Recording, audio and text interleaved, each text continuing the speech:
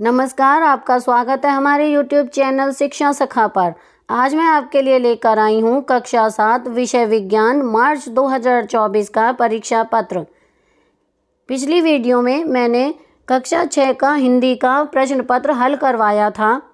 अगर आप मेरे चैनल पर नए हैं और अभी तक आपने मेरे चैनल को सब्सक्राइब नहीं किया है तो प्लीज़ मेरे चैनल को सब्सक्राइब कर लें और बेल आइकन को ज़रूर दबाएँ। चलिए प्रश्न पत्र की शुरुआत करते हैं। भाग क बहुविकल्पीय प्रश्न। 1 से 15 सही उत्तर का चयन करके लिखें। प्रत्येक प्रश्न का 1 अंक है। नंबर 1, पोषण की वह विधि जिसमें जीव अपना भोजन स्वयं संश्लेषित करते हैं अथवा बनाते हैं कहलाती है। ए विषमपोषी, बी स्वपोषी, सी परजीवी, डी मृतजीवी। इसका सही उत्तर है बी स्वपोषी। प्रश्न 2, हमारे शरीर में यकृत ग्रंथि किस रंग की होती है? ए लाल भूरे रंग, बी गहरा नीला रंग, सी हरा रंग, डी नारंगी रंग। इसका सही उत्तर है ए लाल भूरे रंग। प्रश्न 3, हमें ऊष्मा का अनुभव कैसे होता है? ए देखने से, बी सूंघने से, सी सुनने से, डी छूने से। इसका सही उत्तर है डी छूने से। प्रश्न 4, प्लास्टिक ऊष्मा या विद्युत का डैश है? ए कुचालक, बी सुचालक, सी विकिरण, डी संवहन। इसका सही उत्तर है ए कुचालक। प्रश्न 5, वे पदार्थ जो न तो अम्लीय होते हैं और न ही क्षारीय कहलाते हैं। ए अम्लीय, बी क्षारीय, सी उदासीन, डी मीठे। इसका सही उत्तर है सी उदासीन। प्रश्न 6, अति अम्लता से पीड़ित व्यक्ति को निम्न में से किसकी गोली देते हैं? ए एंटीबायोटिक, बी अप्रति अम्ल, सी एंटीसेप्टिक, डी इनमें से कोई नहीं। इसका सही उत्तर है बी प्रति अम्ल। प्रश्न 7, व्यापक रूप से परिवर्तन कितने प्रकार के होते हैं? ए 5, बी 4, सी 3, डी 2। इसका सही उत्तर है 2। प्रश्न 8, मनुष्य का श्वसन अंग है? ए हृदय, बी आँखें, सी होंठ, डी फेफड़े। इसका सही उत्तर है डी फेफड़े।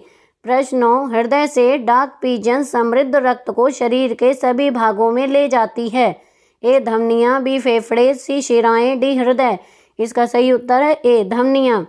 प्रश्न 10, एक प्रकार का अलैंगिक जनन जिसमें पादप के किसी कायिक अंग द्वारा नया पादप प्राप्त किया जाता है। ए लैंगिक, बी कायिक प्रवर्धन, सी मुकुलन, डी खंडन। इसका सही उत्तर है बी कायिक प्रवर्धन। प्रश्न 11, मार्च पास्ट करते सैनिक किस प्रकार की गति का प्रकार है? ए वर्तुल, बी आवर्ती, सी सरल रेखा के अनुदिश, डी इनमें से कोई नहीं। इसका सही उत्तर है सी सरल रेखा के अनुदिश। प्रश्न 12, डैश प्रतीक है? ए संयोजी तार, बी बैटरी, सी विद्युत सेल, डी विद्युत बल्ब। इसका सही उत्तर है बी बैटरी। प्रश्न 13, बहुत छोटे प्रिंट को पढ़ने के लिए निम्न में से किसका उपयोग किया जाता है? ए उत्तल लेंस, बी अवतल लेंस, सी उत्तल दर्पण, डी अवतल दर्पण। इसका सही उत्तर है ए उत्तल लेंस। प्रश्न 14, वनों से कौन सी गैस सांस लेने के लिए मिलती है?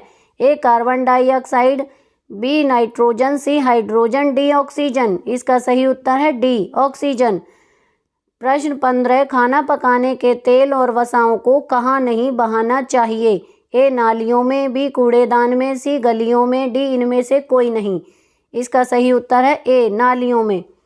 भाग ख वस्तुनिष्ठ प्रश्न 16 से 25। इन प्रश्नों के उत्तर 1-2 शब्दों में लिखो। प्रत्येक प्रश्न 1 अंक का है। प्रश्न 16, पत्तियों में एक हरे रंग का वर्णक होता है जिसे डैश कहते हैं। इसमें आएगा क्लोरोफिल। प्रश्न 17, आहार नाल एवं संबद्ध ग्रंथियां मिलकर डैश तंत्र का निर्माण करते हैं। इसमें आएगा पाचन।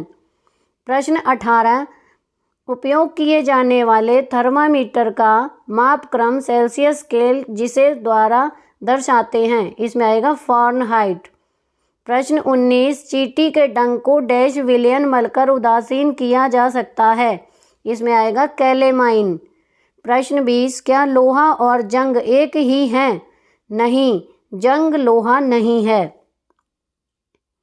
प्रश्न 24, मानव हृदय कितने कक्षों में बटा होता है? इसका उत्तर है 4 कक्षों में। प्रश्न 22, एक लिंगी पुष्प में पुंकेसर व स्त्रीकेसर दोनों होते हैं। ये असत्य है।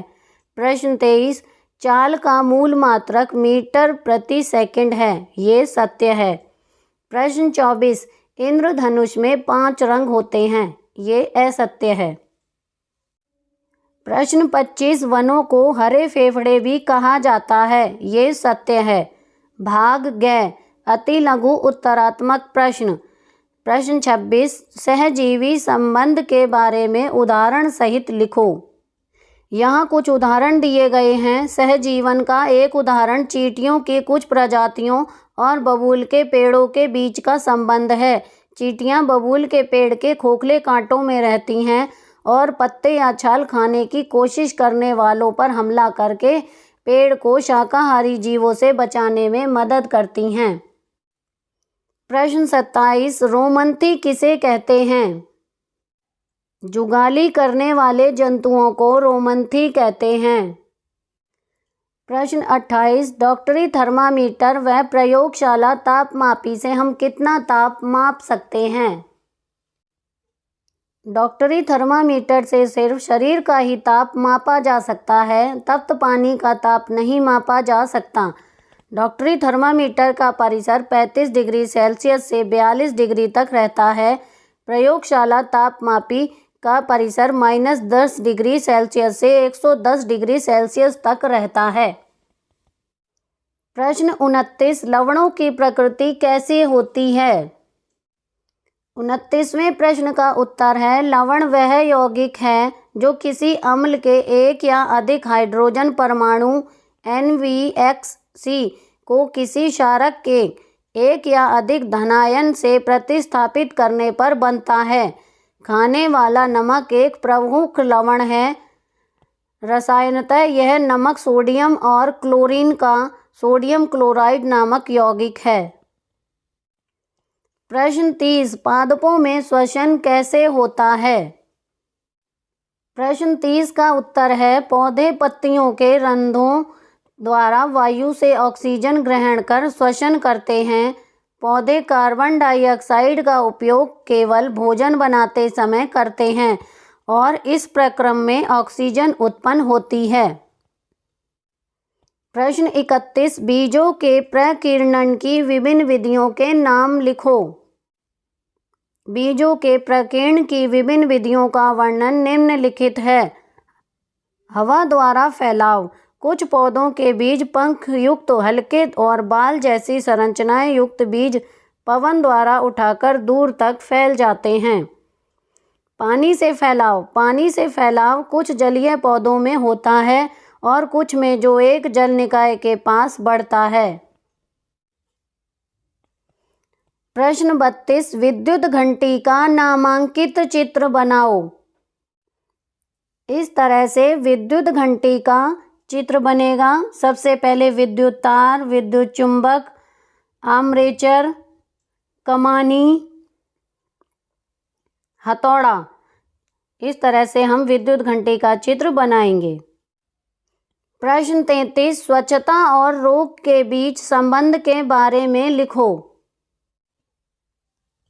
33वें प्रश्न का उत्तर है, स्वच्छता और रोग के बीच गहरा संबंध है। रोग फैलने का मुख्य कारण गंदगी ही है। रोगाणु गंदगी में पनपते हैं और गंदगी के माध्यम से ही हम तक पहुंचते हैं। यदि हम स्वच्छता का ध्यान रखें तो गंदगी नहीं फैलेगी और रोगाणु हमारे शरीर में पहुंचकर हमें रोगग्रस्त नहीं कर सकेंगे। भाग है अति लघु उत्तरात्मक प्रश्न। प्रश्न 34, क्या कारण है कि हमें ग्लूकोज से तुरंत ऊर्जा प्राप्त होती है? 34 का उत्तर है, क्या कारण है हमें ग्लूकोज से ऊर्जा तुरंत प्राप्त होती है? इसका उत्तर है, हमें ग्लूकोज से ऊर्जा तुरंत प्राप्त इसलिए होती है क्योंकि ग्लूकोज शुगर का एक सरल रूप है जिसको पाचन की आवश्यकता नहीं होती है। प्रश्न 35, कॉलम ए में दिए गए कथनों का कॉलम बी के शब्दों से मिलान करो। कॉलम ए, थल समीर के बहने का समय, इसका मिलान होगा रात में। बी, हल्के रंग के कपड़े पसंद करने का समय, इसका मिलान होगा गर्मियों में। नंबर 3, गहरे रंग के कपड़े पसंद करने का समय, इसका मिलान होगा सर्दियाँ। आप यह कैसे समझाएंगे कि दही का जमना एक रासायनिक परिवर्तन है?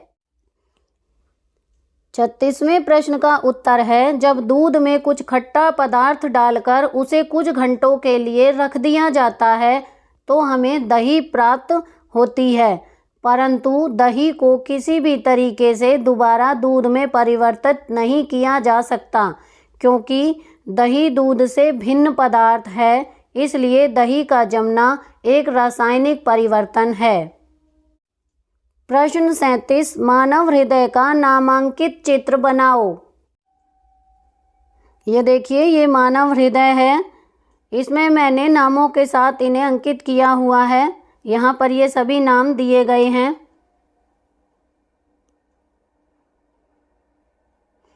सबसे पहले है महाधमनी, फेफड़ों की धमनी, बाया एट्रियम, बाया वेट्रिकम।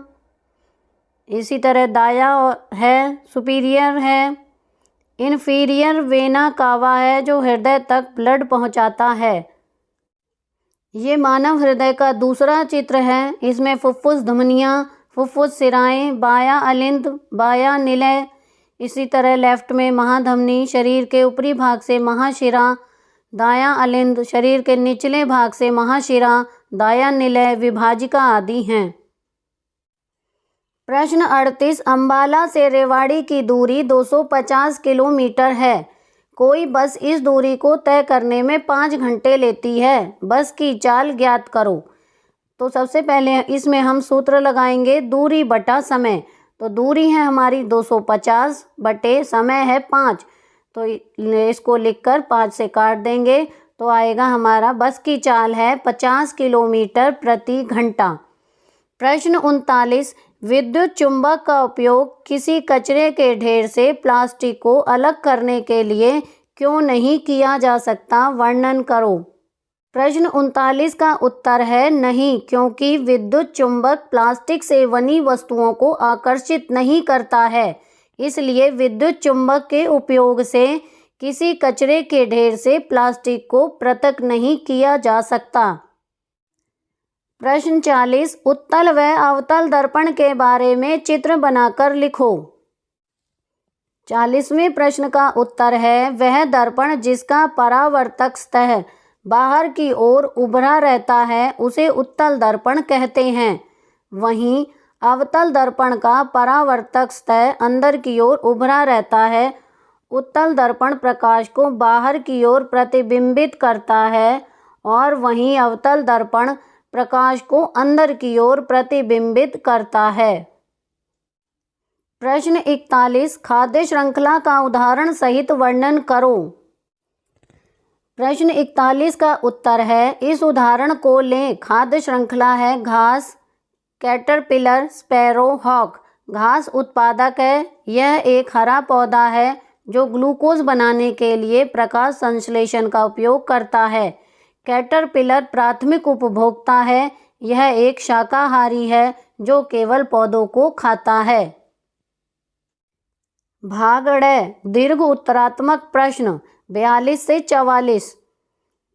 42वां प्रश्न है मानव पाचन तंत्र का चित्र बनाकर पाचन तंत्र के विभिन्न भागों के नाम लिखो।